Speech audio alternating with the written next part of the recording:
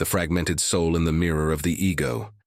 Deep within the human soul resides a silent longing, the desire to belong to something greater, to be guided by an invisible light that brings meaning to chaos. That light, for many, is called God. But what happens when that light fades? What happens when a shadow stands between the soul and its creator? That shadow has a name: narcissism. I'm not speaking of genuine self-love. I don't mean the healthy act of valuing your identity or self-worth.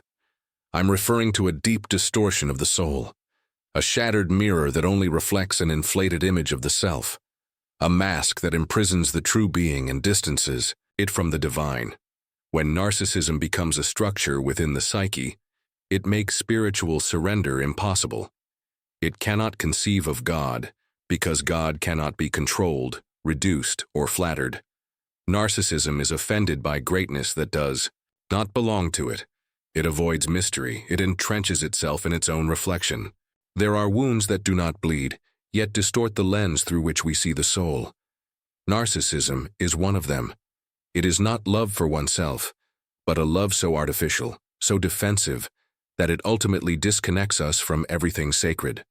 From the moment the soul is born, there is a natural search for transcendence, for God, for meaning. But somewhere along the way, many become lost, not because they stopped believing, but because they began to believe too much in themselves. And this is where narcissism begins its subtle work. It masks the wound with appearances. It hides insecurity with arrogance. And most tragically, it transforms spirituality into spectacle.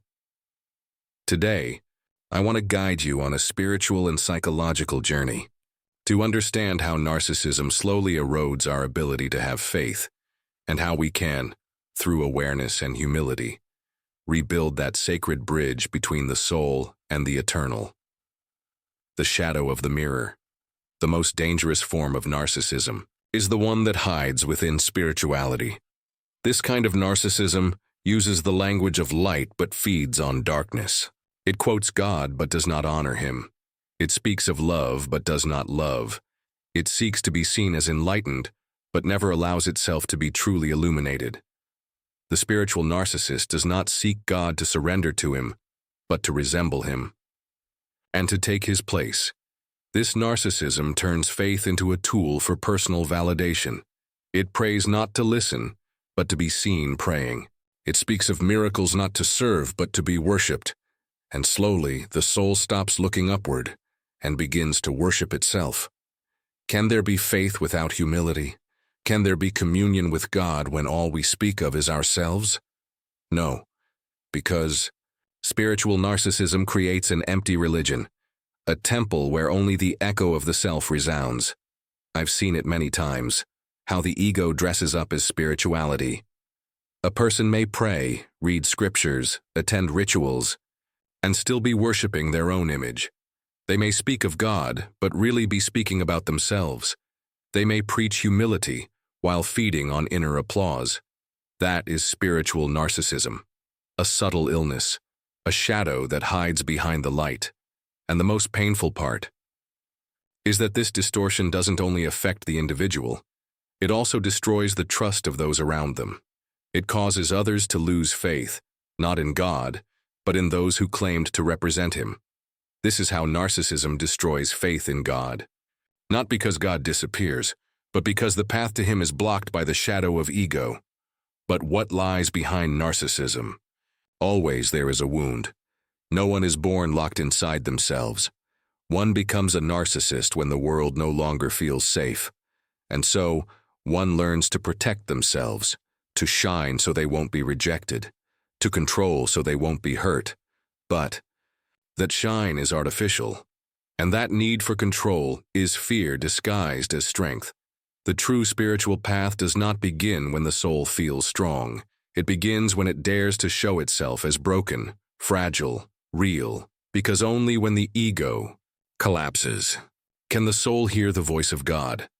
Most of the time, narcissism is born as a defense mechanism. Maybe as a child you weren't truly seen. Maybe you were hurt, invalidated, ignored. And so, without knowing, you began to construct an idealized version of yourself to survive. You became strong but false, admired but isolated, visible but disconnected. And when you bring that persona into the realm of faith, you are not seeking God. You are seeking recognition. You shine on the outside but are hollow on the inside.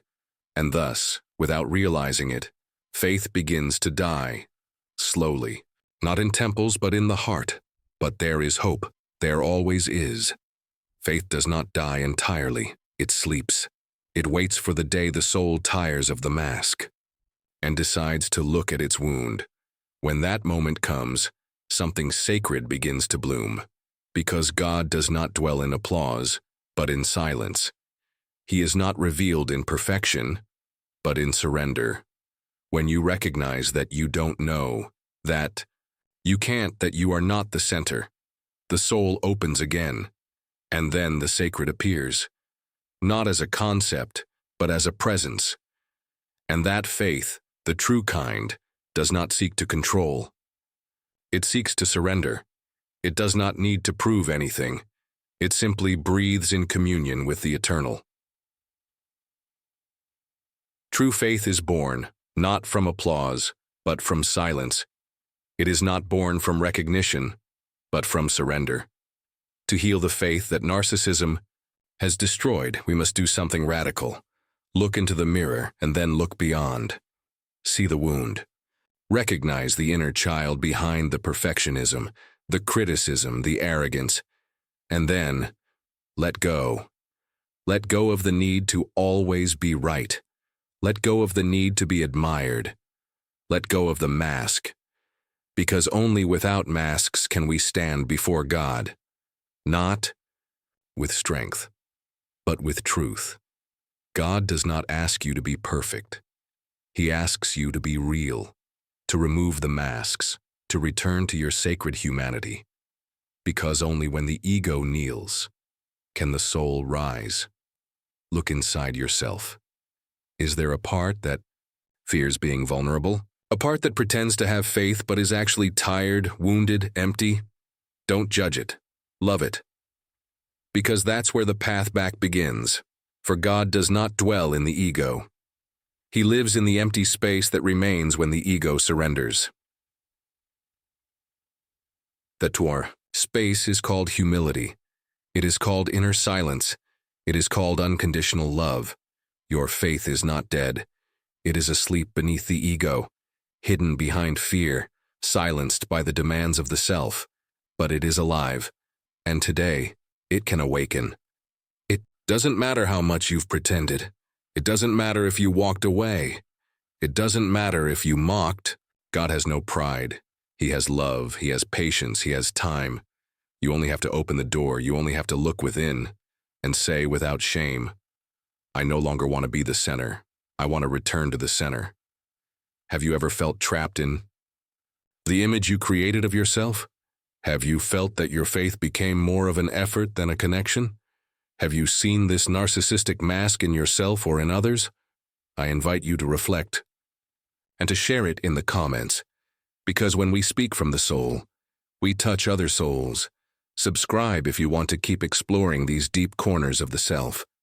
Together, in this search, be part of this community of awakened souls. Because here, we don't seek to be right, we seek to return to the soul.